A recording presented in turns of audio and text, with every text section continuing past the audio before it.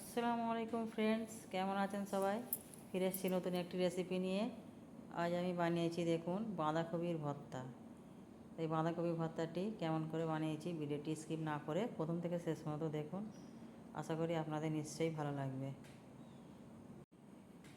তো দেখুন, এখানে আমি একটা চপার নিয়েছি আর অর্ধেকটা কপি নিয়েছি। কপিটা আমি মোটা করে কেটেছি দেখুন। আর এগুলো চপারে আমি চপ করে নেবো, ঘন করে মিহিন করে চপ করে নেবো।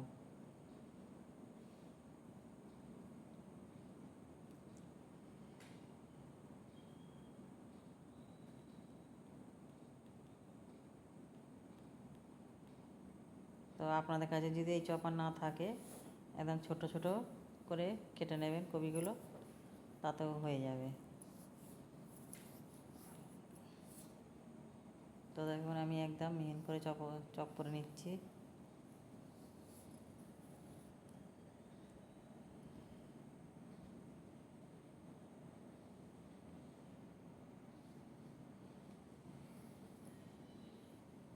তো দেখুন আমার কত সুন্দর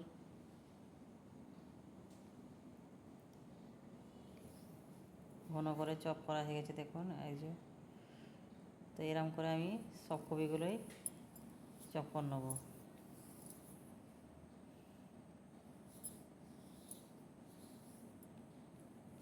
দেখুন আমার সব সব করা হয়ে গেছে। তো এখানে আমি হাফ চামচের মতো নুন দিয়ে দেবো। নুনটা দিয়ে ভালো করে এটা মাখিয়ে নেবো। তো এখানে আমি আর কোনো জল অ্যাড করব না, এই থেকেই আমার জল বেরোবে। তো ভালো করে মাখিয়ে নেবো এটা।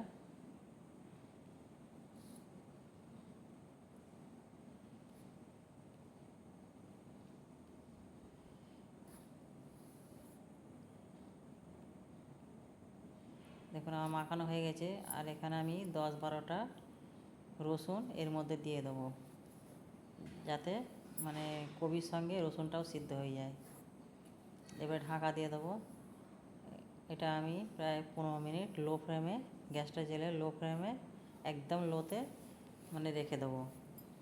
দেখুন 15 মিনিট পরে ফিরে আসছি দেখুন। এর মাঝে আমি দুবার নেড়ে দিয়েছি। আপনারাও এর মাঝে মানে দুবার দুবার করে ঢাকনা খুলে খুলে নেড়ে নেবেন। আমিও তাই নেড়ে নিয়েছি।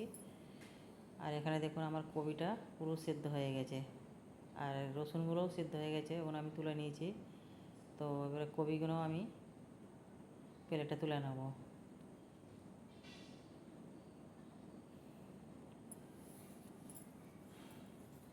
এটা একদম লো ফ্লেমেই সিদ্ধ করতে হবে, জোরে দিলে পুড়ে যাবে, কাঁচা রয়ে যাবে। তো একদম লো ফ্লেমে দিয়ে ঢাকনা দিয়ে দিয়ে মানে নেড়ে নেড়ে সিদ্ধ করে নিতে হবে। তো আমার দেখুন সিদ্ধ হয়ে গেছে। এবারে দেখুন কড়াই একটু তেল দিয়ে দিয়েছি, আর এতে দিয়েছি 5টা শুকনো লঙ্কা আর 4টে কাঁচা লঙ্কা। তো এইগুলো একটু লাল করে ভেজে নেব। দেখুন আমার ভাজা হয়ে গেছে, লঙ্কাগুলো এবার তুলে নেব।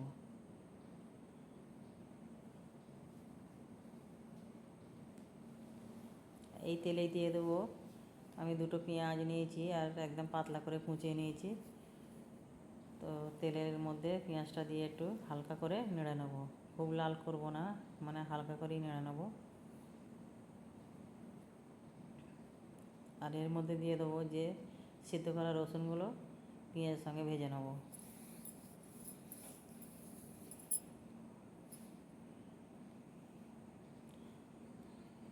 দেখুন আমার ভাজা হয়ে গেছে।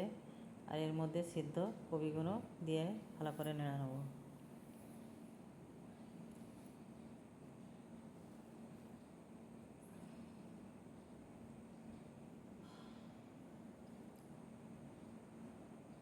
কপিটা আমার সিদ্ধ করাই আছে, খুব বেশি আমি সিদ্ধ করব না, আমার একটু নেড়ে নিলেই হবে পেঁয়াজের সঙ্গে।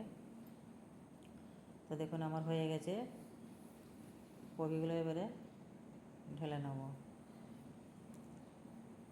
তো ওই কড়াতেই আমি 2টো টমেটো কুচো কুচো করে কেটে সিদ্ধ করে নেবো। আর একটু নুন দিয়ে দেবো, যাতে টমেটোটা তাড়াতাড়ি সিদ্ধ হয়ে যায়, নরম হয়ে গিয়ে তাড়াতাড়ি সিদ্ধ হয়ে যাবে। তো দেখুন আমার টমেটো সিদ্ধ হয়ে গেছে। টমেটোটা একটা প্লেটে তুলে নেব।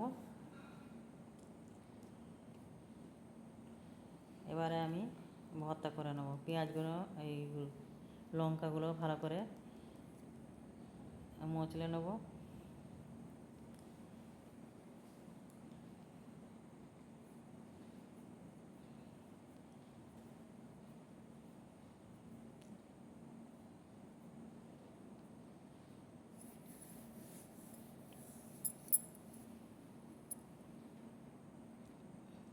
আর এর মধ্যে দিয়ে দেবো হাফ চামচ নুন। বন্ধুরা, এটা মাথায় রেখে দেবেন, আমি কবি সিদ্ধর সময় একটু নুন দিয়েছি, টমেটো সিদ্ধ করার সময় একটু নুন দিয়েছি, তো একটু মাথায় রেখে লবণটা দিয়ে দেবেন যাতে বেশি না হয়ে যায়। তো এর মধ্যে একটু তেল দিয়ে দেবো, সর্ষের তেল দিয়ে আবার ধনে পাতাগুলো এর সঙ্গে ভালো করে মাখিয়ে নেব। তো ধনে পাতাটা আমার মাখানো হয়ে গেছে, আর সিদ্ধ কবিটা এর মধ্যে দিয়ে ভালো করে মাখিয়ে নেব। বন্ধুরা, এই কবি ভর্তাটা এত মানে টেস্টি আর খেতে এত স্বাদ, মানে একবার না বানালে বুঝতে পারবেন না। তা বাড়িতে অবশ্যই একবার বানান, আশা করি আপনাদের নিশ্চয়ই ভালো লাগবে। আমাদের তো বাড়িতে সবাই পছন্দ করে এরকম কবি ভর্তা করলে। তো আমি দেখুন সব টমেটো সব ভালো করে এগুলো ভর্তা করে নেব, মাখিয়ে নেব মানে। তো দেখুন আমার কবি ভর্তা হয়ে গেছে, আর আপনাদের সার্ভ করে দেখাই দেখুন। তো দেখুন কত লোভনীয় লাগছে, মাখাতে মাখাতেই জিভে জল চলে আসবে, এত সুন্দর লাগছে। আর খুশবুটা খুব সুন্দর বেরিয়েছে। কাঁচা তেল দিয়ে যদি ভর্তা করা যায় তো খুব সুন্দর লাগে। তো আমাদের তো সবাই খুব পছন্দ করে এরকম, মানে এ দিয়েই আর অর্ধেক ভাত খাওয়া হয়ে যায়, এত সুন্দর টেস্টি হয় যে কি বলবো। আপনারা একবার না বানালে বুঝতে পারবেন না, তো অবশ্যই একবার বাড়িতে বানান। তো আমার এই কবি ভর্তাটা কেমন হয়েছে আপনারা কমেন্ট করে বলবেন।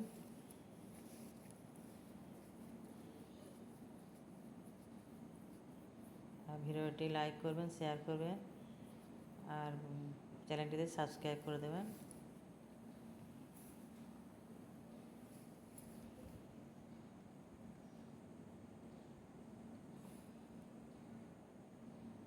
দেখুন কত লোভনীয় লাগছে, মানে এত টেস্টি যে কি বলবো। তো ফিরে আসছি নতুন একটি ভিডিও নিয়ে। ভালো থাকুন, সুস্থ থাকুন। আসসালামু আলাইকুম।